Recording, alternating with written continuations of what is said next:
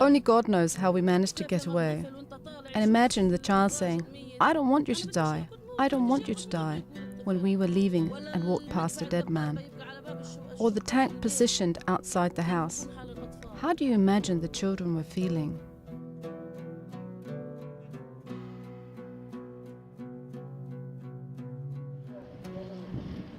Conflicts and disasters leave not only physical scars, but also psychological wounds.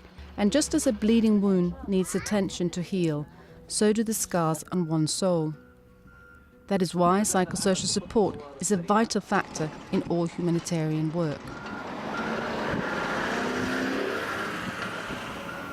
For me, I think it's crucial in the sense that I think of it as preventing further damage. By addressing emotional distress, the impact of disasters can be reduced. Psychosocial support can therefore influence attitudes to violence, speed up recovery, and turn challenges into opportunities. It's just bringing people back together. It's the social fabric that is sometimes destroyed, at other times it's fragmented, and it's just bringing people back to where they were before the crisis. What is taking place in the Gaza Strip in the occupied Palestinian territories, where 1.5 million people struggle to rebuild their lives with limited resources, is an ongoing emergency. Due to the closure of the Gaza Strip, all movements of goods and people are restricted and no rebuilding has taken place. People have therefore not been able to move on after the military operation in January 2009 that claimed more than 1,000 lives and injured more than 5,000. The conflict continues to leave deep psychological scars. How do you imagine someone whose sister has died, whose children and grandchildren have died, who has seen their bodies dismembered in the streets while people were trying to collect their body parts? How do you imagine she will raise her children? Red Cross Red Crescent has reached thousands of people through psychosocial projects in the Gaza Strip. The support aims to improve the quality of life and to reduce the impact of the conflict. These women in Zaytoun in Gaza have learnt that their children's troubled behaviour is understandable, considering what they've been through, and that the difficulties can be overcome. They're overwhelmed with grief, they're overwhelmed, they're shocked, they're in some cases traumatized. So enabling them to go back to how they were as a family entity, as a community, that's basically the key. And it doesn't take much. Simply sharing experiences and realizing that you're not alone can make a big difference. Groups and communities possess power and resources that individuals can never have. The 22 days of military action in January 2009 left widespread signs of psychological and social distress, also among staff and volunteers of the Palestine Red Crescent. The paramedic Jihad Salim tells how at one point during the conflict he realized he needed help. He had brought severely injured people to the hospital and afterwards washed the blood off his hands and drank coffee as if nothing had happened. Helping the helpers is vital and in fact an obligation of the Red Cross Red Crescent. We really need to take care of the staff and the volunteers before we actually think about providing services.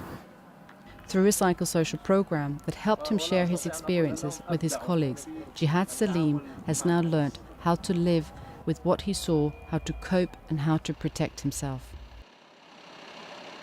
But that's the remarkable thing. We work with people who are thinking more about what they can do for others than what they can do for themselves.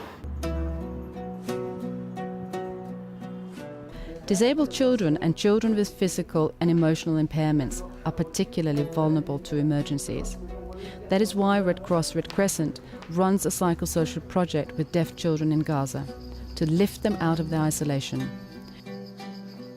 13-year-old Najah tells of how angry she felt being left out. Although she saw the images on television and felt the shelling, no one told her what was going on. Najah's behavior has changed since she started coming to the sessions. They have helped breaking her silence. Now she interacts with the other children and is more sociable.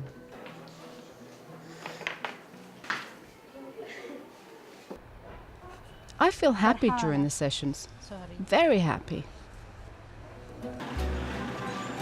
High unemployment rates contribute to the deterioration of people's dignity and well-being, and affect men in particular, because they're not able to fulfill their traditional role as breadwinners. Some of the psychological effects that we see are depressions, emotional constraint, isolation, fear of the future.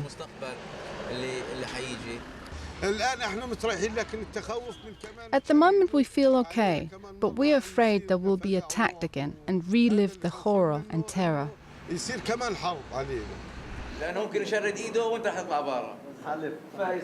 The men's feelings of anger in some cases leads to aggressive behavior, including domestic violence, an issue being confronted both in women's and men's group by psychosocial workers.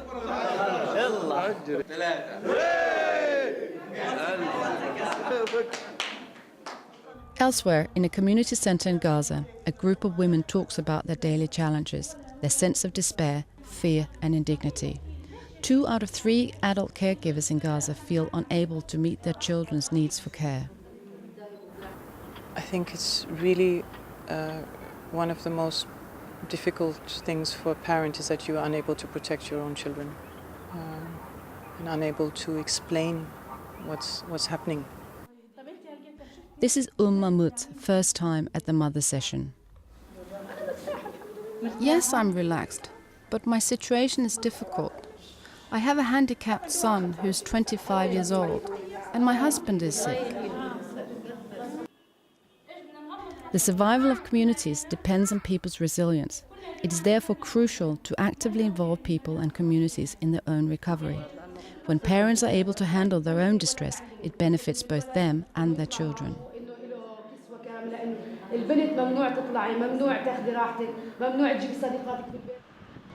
In conflicts, time and space to play are the first things to disappear from a child's life. Helping children to establish a sense of normality in abnormal situations is essential to their recovery. Through theatre, dancing and drawing, the children of Gaza express their grief and anger. Educational activities allow them to develop positive coping mechanisms. The aim is trust and tolerance and to regain confidence. The future of the community lies with these children, and witnessing death and destruction has been a part of their lives for a long time.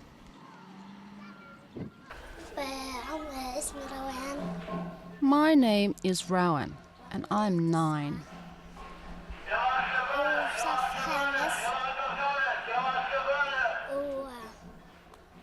I'm in 5th grade in the Abu Hussein school. Rowan's life is ordinary to the extent that she goes to school every day, and she likes to play. I go to my uncle's house and play, and I go to my granny's house and play. What is not so ordinary about Rowan is that she does not know anything else than war, and that she's sick. The closure on Gaza has had serious impact on her medical treatment, which is why psychosocial workers work together with Rowan and her family on how to cope. The girl's disease is an additional burden to the effects of the closure. The need for psychosocial support is urgent. Of course it affected us, because the chemo treatment was coming from Israel and it was delayed. And if she had received her treatment on schedule, her condition would have improved more. Although I feel very sad, I try not to show it to my family and my children, because I don't want it to affect them. Like all children, Rowan has hopes for the future. I'll enter university and I'll finish university. And when I finish university, I'll be a nurse. بحب هيك بحب Because I like to wear a nurse's uniform.